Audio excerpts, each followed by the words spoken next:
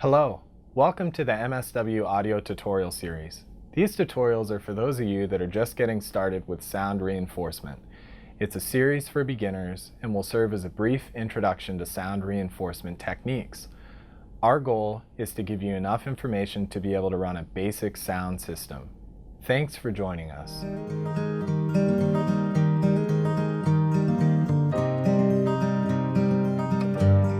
The first concept we need to grasp is how the room affects the sound.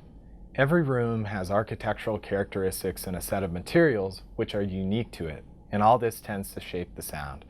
I'm talking about things such as room shape, like high ceilings or parallel walls, or building materials such as concrete or carpet. Ultimately, all of these factors may contribute to the way a room will sound.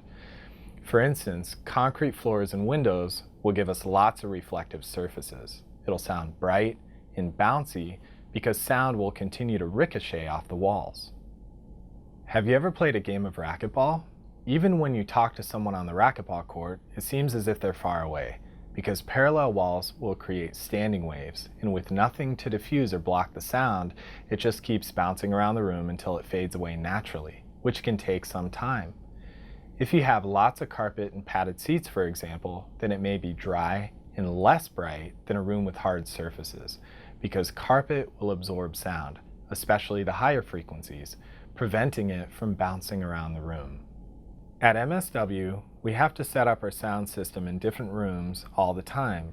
So when I walk into a new space, I try to analyze how features of the room may affect the sound. We have to take a couple things into consideration when we set up a sound system. 1, the sound of the room, and 2, speaker placement. In general, we want the speakers to be away from walls, because hard surfaces can be reflective, and hollow walls can act as a resonator, which may increase bass frequencies. Reflections from a wall can cause phasing, such as what happens when the sound bounces off a sidewall. So you'll hear the speaker as well as the sound coming from the sidewall a few milliseconds later. Walls in general create issues, so I tend to avoid placing speakers near them if possible. When you position speakers, try to be conscious of the effect of their placement on sound. We also need to think about the space between the speakers, their angle, and their height. For me, it's a matter of trial and error. But if you're the scientific type, you can Google something like speaker placement, and you'll find mathematical formulas and several informative and sometimes passionate discussions on the topic. If you're not the scientific type, then try to find the sweet spot with your ears. We don't want the speakers to be too far apart, or it'll create a dead spot in the middle of the listening area. Likewise, if we place them too close, then the edges of the room may not hear the speakers with clarity. Once you find the right spot in the room, preferably away from walls, then try to find the best angle so that the sound from both speakers is arriving to the middle of the room at the same time. If it's not optimized, then we may get phasing. We can fix that by adjusting the angle. When it comes to height, we don't want the speakers to blast people seated too closely. So in order to avoid that, we'll raise them up so that we're going over their heads slightly. The important thing is that you experiment with your own gear, because each room in every system is unique. And my goal is to empower you to find the right speaker placement for your situation. Let's take a look at a few places of worship near MSW to illustrate some of these points. First up is Ascension Lutheran Church. The first things we noticed were the pentagonal shape of the room and the high ceiling. Now let's take a look at what our mic hears when we shoot pink noise through it. This is what Ascension Lutheran sounds like. We have a boost in the low mid-range, and the highs are also a bit suppressed. I'll use both of the mid-range frequency bands to reduce the mids, and I'll use the high frequency band to increase the highs. But be careful to make small adjustments. You also may want to change the bandwidth. In this case, I have a fixed bandwidth, but it can be wide or tight. Experiment to see what works best for you in your situation. This microphone is designed to have a flat frequency response, and pink noise is all of the frequencies combined.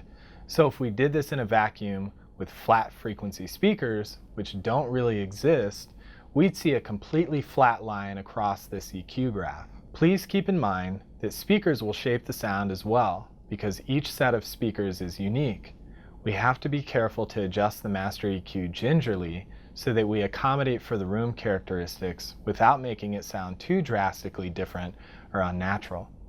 The speakers need to do their thing too. If we adjust the master EQ too much, then we may be fighting against our efforts to reinforce the sound. As a general rule, I will always subtract before I add frequencies. And when it comes to the master EQ, remember that everything is going through it before going to the mains. So I try to keep a maximum of -6 dB of subtraction and +3 dB of addition when I adjust the master EQ. Let's take a look at Spirit of Hope Church. With low ceilings and carpet, we will definitely need to bring up some of the high frequencies that the room is absorbing. Now let's see what our mic hears when we shoot some pink noise through it. As you can see, we have a mid-range peak and the highs gently roll off above about 1000 Hertz. We also have a boost in the low end, so I'll use my low frequency band to attenuate that. Whenever I see a peak, I reach for the tight Q switch on the board because peaks are best dealt with using a tighter bandwidth. I'll also increase the highs, and in this case, we'll use a high frequency shelf, since the room is dampening the highs quite a bit. And finally, here's a view of the Sanctuary of Teen Challenge. Let's take a look at the EQ graph once again. We have a peak in the low mids, and the highs are boosted as well. I'll address the low mid peak first, and then we'll attenuate the highs. Usually the various bands on a parametric EQ are dependent, so we can use them in conjunction with one another to attenuate a broad range of frequencies, as I do here with the lows and the low mids. Be careful with the highs in the 5,000 to 10,000 Hertz range, because if we don't attenuate this, then our voices may produce additionally unwanted sibilants. In conclusion, my goal here has been to help you better understand the array of factors that contribute to room sound.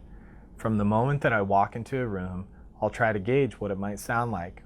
I encourage you to do the same when you set up a PA system in a new room, or even when you mix audio in a room with which you have previous experience.